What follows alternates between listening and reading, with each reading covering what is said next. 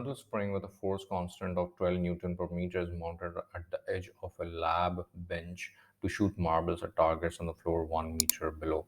The mass of the marble is 0.0083 kilogram is shot from the spring, which is initially compressed at a distance of 4 centimeter per second. What is the speed of the marble when it hits the floor?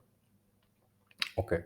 So I think this is where the spring is, and it is being compressed by 4 centimeters, 0.04 meters. And when it is released, then it goes down the surface floor on the 1 meter below, and it hits and it has some speed when it is traveling over here on the ground.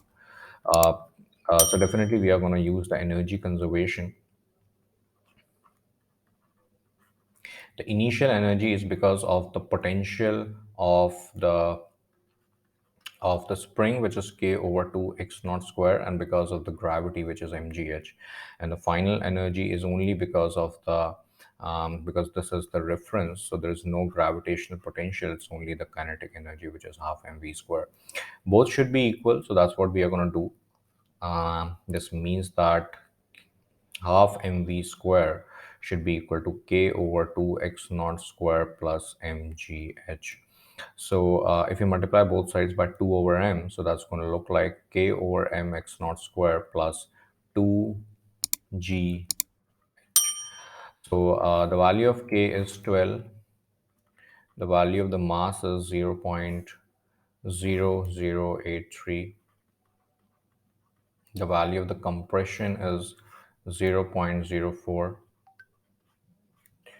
plus 2 times 9.8 times height, which is 1 meter.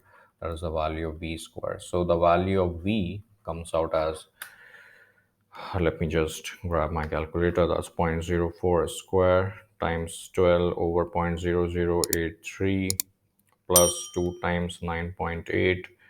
Square root of this value comes out as 4.68 meter per second, up to 2 decimal places.